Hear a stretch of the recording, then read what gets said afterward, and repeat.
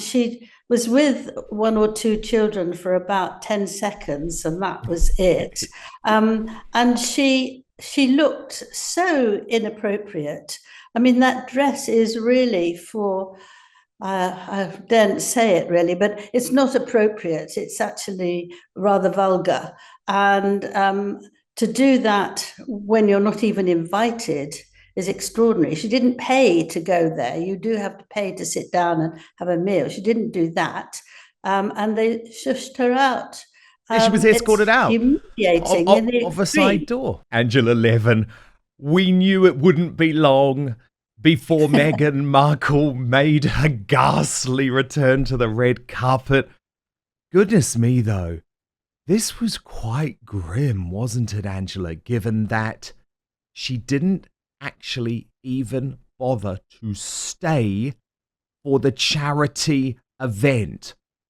So is it really now fair to say, Angela, that Meghan Markle uses children and children's hospitals and charity events to try and fix her damaged PR reputation in the US? Well, I think she's been like that for a long time. It hasn't suddenly happened. I think she can't bear anybody being in the spotlight when she isn't. And I think that's the whole thing about Harry. I mean, anyone who thinks that she's going to let him do very well now they've had this sort of 9-10 day parting are quite wrong, I'm sure, because she can't bear it. She doesn't want somebody to be there. We've seen with all the royal family, anyone that's going to do something interesting, she comes up, half an hour before or half an hour later before you've really swallowed it, and does her own thing. And I think there's something there that she can't avoid it. But to do this to a children's hospital is absolutely appalling, isn't it? She was with one or two children for about 10 seconds, and that was it.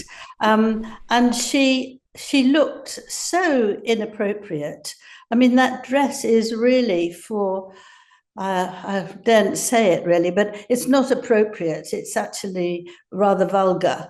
And to do that when you're not even invited is extraordinary. She didn't pay to go there. You do have to pay to sit down and have a meal. She didn't do that.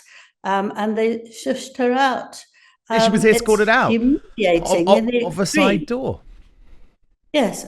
It's amazing. But actually, when she was there and she stood before the photographers and moved around, and then she was organizing it. She was organizing the man who's the head of the hospital, and sort of told him where to go. But actually, all the photographers pulled him back, and she looked very cross that she'd been, not allowed to do what she wanted. But she was doing it when you thought that she was actually the star of it, and she was going to organize everybody and make the best of it for her.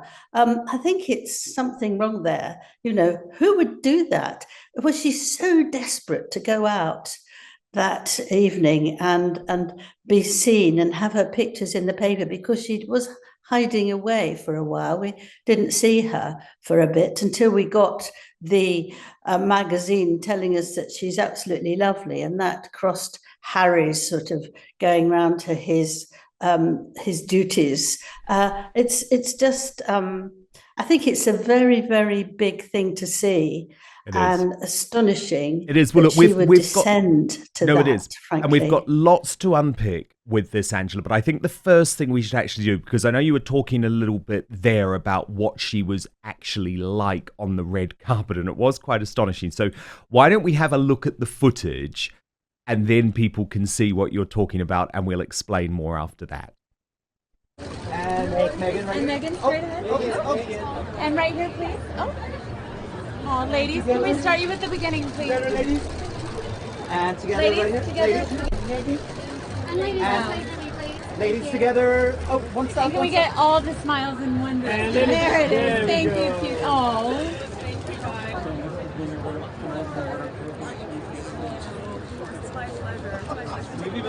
Start right here. Start right here. Start right here, Christine. PCHLA. Thank you so much. Start with Matt, who's just next to me. Right here for me.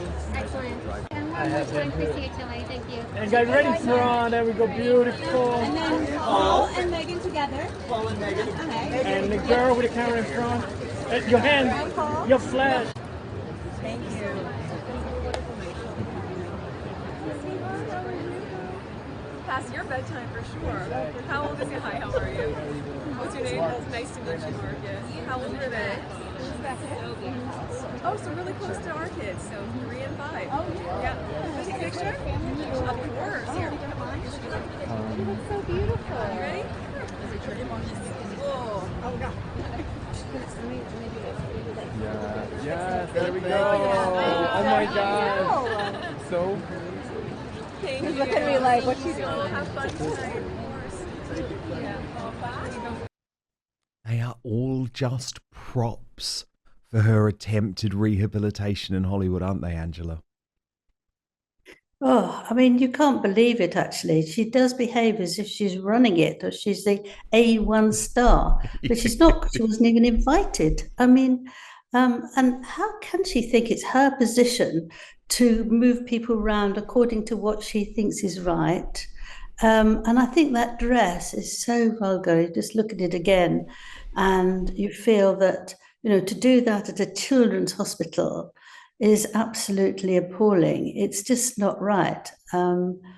Lizzie she's Cundy, had who was more one of the before. guests there, Angela, said that even being there as a guest, it was very obvious that Meghan was only there to get her picture taken.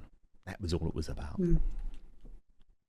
Yeah, so how can you do that? I mean, it's a desperation there that she had to be seen and worshipped. And never mind Harry, never mind anyone else, she has to do it. But actually, I think you've seen this for quite a few years now. She doesn't think things through, whether it's something she's doing or whether it's something about herself. She just has impulses and she goes through with them and she makes such a mess of it. I mean, she's an intelligent woman on one level, and she could have been incredibly helpful within the royal family, but she won't wait. Like that Harry had to rush off because she wasn't going to stay within the royal family anymore, not another minute. So she zoomed off to Canada and he rushed after because he was so worried about it. But, when you're her age, it's not old, but you are sort of middle-aged and you should have a brain that says, now, look, I want desperately to go to this thing tonight, but I'm going to look absolutely ridiculous. So let me try and do something else. And you have to do it, or do nothing and cry in your bed. Either of those things work, but you can't humiliate yourself. It's humiliating yourself. She is, actually. She is. That's a really good way of putting it. But of course, Angela, then we got the big PR drop.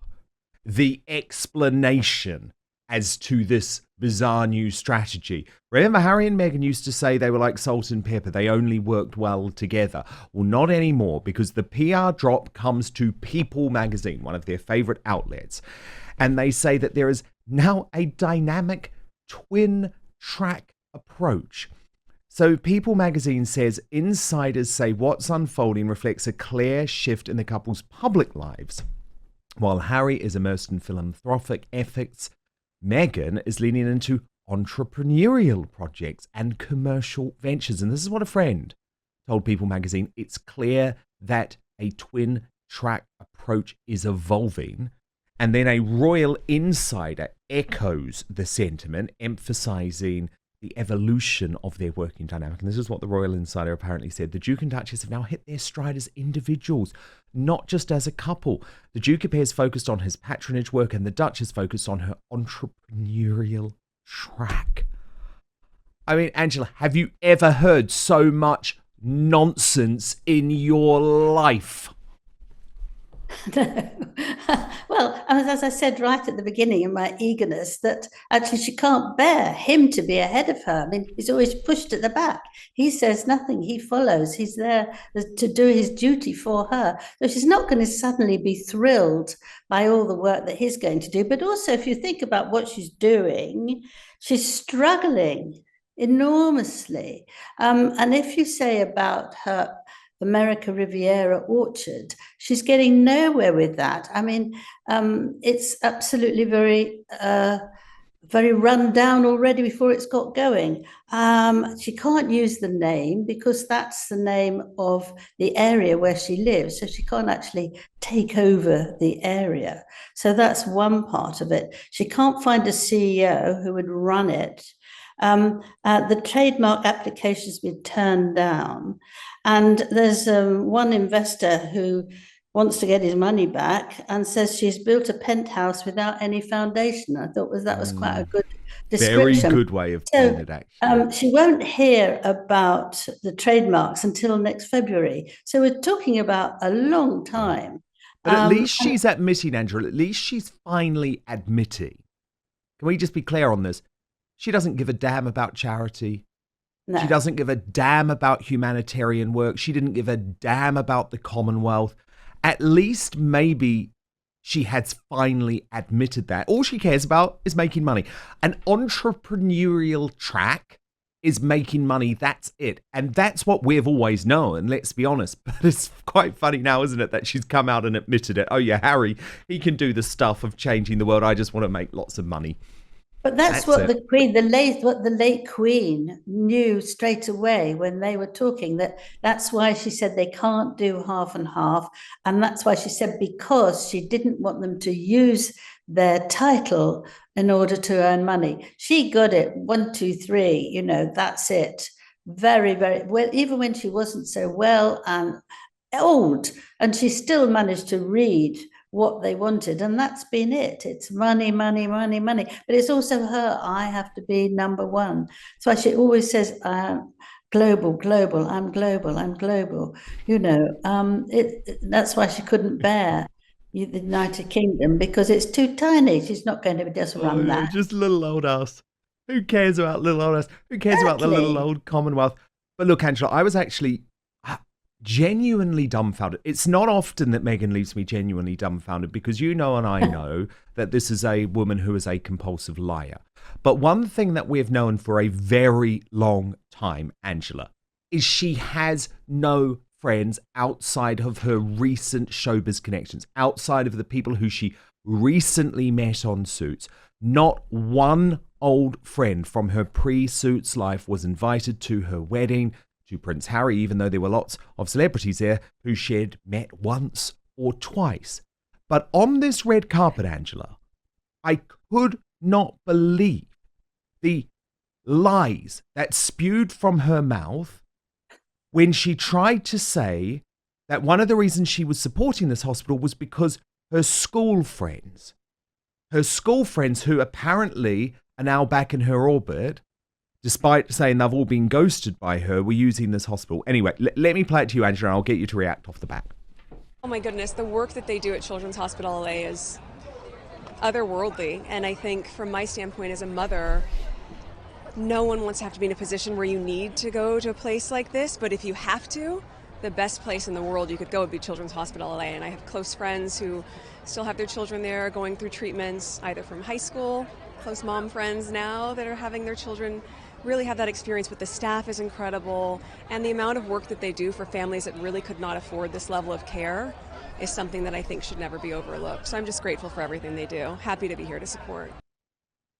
But she wasn't supporting, was she? She came to have some pictures. Oh, yes. She's supporting. Well, yeah, she wasn't supporting, but also there's no school friends. There are no school friends. They've all been ghosted. They've all been cut out. So I think, look, the thing is, Angela, I know it doesn't sound like, the biggest lie in the world, but isn't not indicative of just how quickly and easily falsehoods just roll off her tongue. And it's why we shouldn't trust anything that she says about her time within the royal family, for example. Yes, and that's absolutely right. And I think with all these threats around of doing her book about herself and not missing anything out, I don't know how many people will believe a word of it. I mean, if she can go in and she rattles off something about a hospital that is very bland. It's an actress who's sort of just coming up with anything that comes into her head. And I don't think anyone's going to believe anything. I mean, a lot of people don't already, and they're very cross that they did listen to she talked to Oprah Winfrey, from telling her when she got married, to say very rudely about the royal family that they were racist. I mean, this is a step by step, which she does. I mean, she can't seem to get rid of anything, and that she feels that she has to make stories up. And she does. Meanwhile, Angela, another one of her staff members who apparently thought that Meghan was the greatest boss in the world, guess what? She's leaving too. And I think you've worked out, Angela, that Ashley Hansen, who was the global press secretary and head of communications, is the 19th member of staff to step down. Yeah, someone said to me it was the 20th, but I think it was the 19th, but it's hard to make sure. But that's a lot, isn't it? And those are the top level. There's a lot on the lower level who wouldn't have been so important for Archie's thing. And I think that it's another sort of 14 to 20. It's absolutely amazing. And they just have to run away in the end, because I think it must get them down, because what she says and what she demands are very, very difficult to uphold. Indeed. Now, look, Prince Harry obviously has had all of the time away from Meghan. He went to New York, then he went to London, then he went to South Africa. You're his biographer. You spent a great deal of time with him. What do you think is going on with Prince Harry at the moment, Angela? Yes, well, I mean, people have said that he wants space. To me, space is, well, if you live very near a beach, it would be to walk along the coast, and that calms you down, walk in the gardens or that sort of thing. I can't see how fitting 8 charities in 9 days in 4 different countries as something that is to give you space. How can you think about anything? I think it's the most stressful thing you can imagine. But what the interesting thing is that each of them is something that he started before he met Meghan. So they're his own, and he feels a little bit at home there. But on the other hand, I think that is to punish the royal family and say it's an opportunity for him to say, look at me, I'm going to do all these charities. I've done it fine. I've been welcomed. I can do it better than you.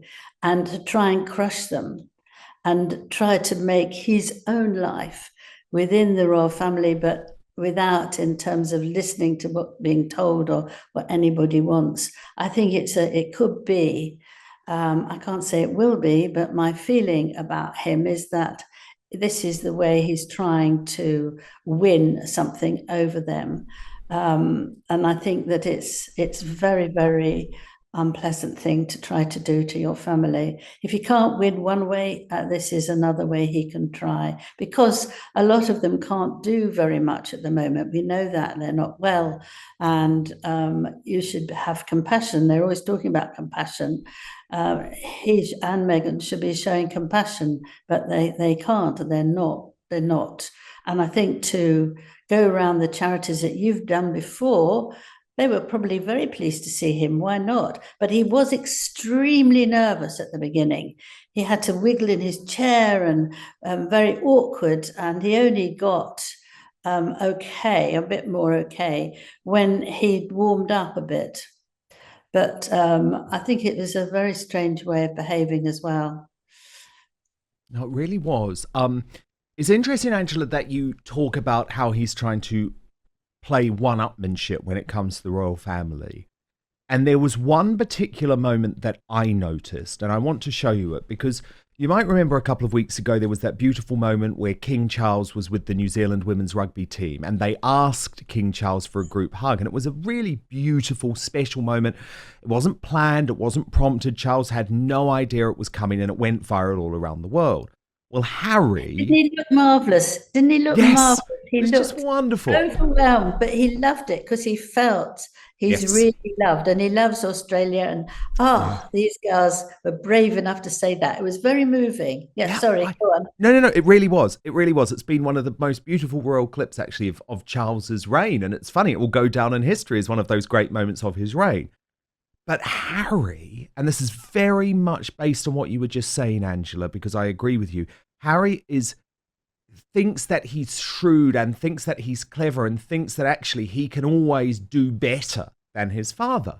And so there was this fascinating moment in South Africa where he asked a group of people for a group hug. Look at what went on.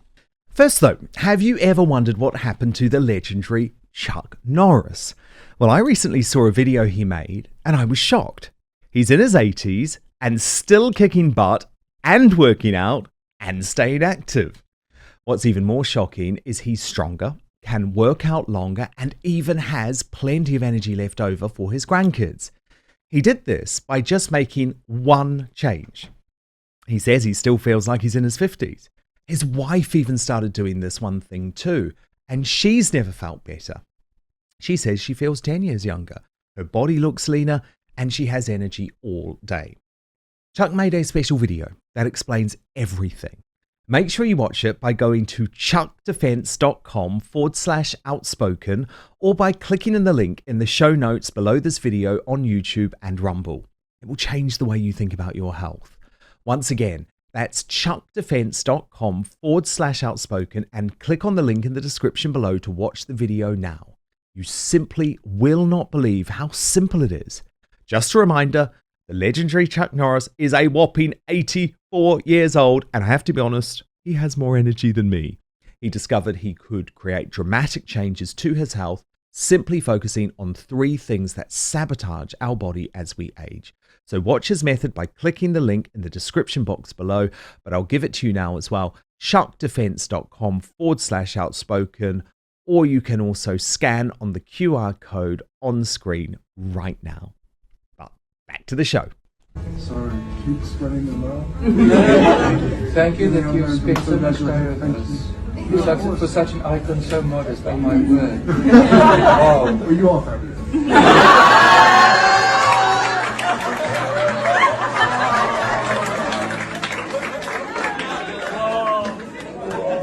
I put that on my resume. Can we have one group hug?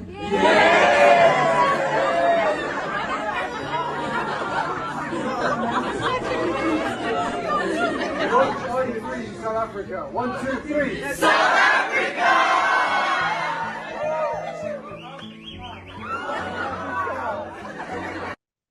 Now, Angela, that felt very contrived to me. I think Harry had seen the Charles clip and he thought, oh, I can do better than that. But the difference is he was the one asking for the hug, so it wasn't genuine. Yeah, that's exactly right. And that fits in, as you said, with what I said, that it's to prove it's against his family rather than actually to have a lovely time, because you don't do that sort of thing, do you, unless you've got some particular reason. The king didn't ask for anyone to hug him. It just happened because they loved him and they were very excited to see him. But he's doing it as if he's at a party, and he's organizing everything, saying, come on now, children, let's all get together and have a hug. And everybody laughs. It's not the same thing by a long way. By far the most touching and beautiful royal moment of the week, though, Angela, has come from Catherine, the Princess of Wales. Tell me what went on with her and this 17-year-old cancer sufferer, Liz Hatton. Yes, well, when Catherine spoke in September about how she was, and she said very clearly to all those who are continuing their own cancer journey, I remain with you side by side, hand in hand. And she's only come out of her cancer help that she actually immediately discovered this wonderful young girl, Liz Hatton, who has got a very fierce, you can't really cure it, cancer. And she was asked by the royal family in Windsor to come and take some photographs, because she loves photographs. And of course, as we know, Princess Catherine is also a marvelous photographer. So she went along and she was there taking pictures. And then the door opened and out came William and Catherine. And she was just amazing. And she said, very, very sweetly, it's amazing to speak to them. They're just like normal people. And I thought that was so lovely. And you couldn't actually ask for a better comment, actually, that there wasn't. As she said, there was no grandeur, there was just humanity and kindness. Well, this young woman is extraordinary because she looks very positive. She's been on several television things. They're all inviting her to go to stages with the theatre and take photographs. And she said, we just have to remain positive, because what's the point in wasting what little time I have left? Oh. Well, actually, Angela, I was so touched by one of those interviews you refer to. It was on the BBC Breakfast show, and it was Liz with her lovely mother. So let's have a little watch. They walked the Prince and Princess, and we spoke to them for a good half hour or so, and it was just amazing because they were so kind, and it's just like talking to a normal person, They were just so lovely and welcoming, really. Vicky, Liz, it's Charlie here. Good morning to you. I would say, Vicky, your smile is lighting up people's TV screens this morning. I'm seeing a very, very proud mum who, and you as a family are going through a lot. I'm really proud of her, and I think I just can't imagine not being in any situation, but over the last couple of days she has just been so brave and so willing to talk to people and so articulate, which is the her we see all the time, and it's been lovely that other people have been able to see that. And I think just people seeing her photos and seeing how talented she is, which, she would have had a lifetime to show to people, and we can't give her that lifetime. But what this has done, and the opportunities before, is give us that opportunity to make the absolute most of the time she does have, and give her so many wonderful experiences that we could never have dreamt of. And we are just so, so grateful to the Prince and Princess. Very touching, Angela. Apparently, someone calls every day from the royal family to make sure she's all right. Oh. Really wonderful. Really wonderful. And I think to wrap up, Angela, in terms of those two stories, couldn't be more different, could it? The way that Catherine does things compared to Meghan. It's very genuine. When it comes apparently they talked a lot about photography rather than cancer, because both of them wanted to do that, to take advantage of it, and that was very interesting. I mean, Catherine loves it, she loves it, so they had a lot in common, so it wouldn't be awkward in any way. I think that was very wise of Catherine to work it out like that, as she is indeed. She knows what will work, and it was perfect. And she could now ring her and say, or go through the aides and say, look, I've got this, I'm not sure about that. And they can actually exchange it. So Catherine has said she's going to help her in any way she can with photographs or anything. So amazing. Absolutely lovely. Thank you so much for watching Dan Wootton Outspoken. Please click on my face just to the bottom left to subscribe to this brand new independent news source, and turn on the notification bell so you'll be alerted to our brand new live shows, uncancelled interviews, and special royal episodes. Outspoken is also now available as a podcast, so you can listen to the show every weekday on the go, wherever you are. You can subscribe on Spotify, Apple Podcasts, or wherever you get your podcasts, and I've put some of the links in the show notes below this video. Keep watching our Outspoken clips to support this independent news venture with no spin, no bias, and no censorship, unlike the MSM. Most importantly, I promise to keep fighting for you.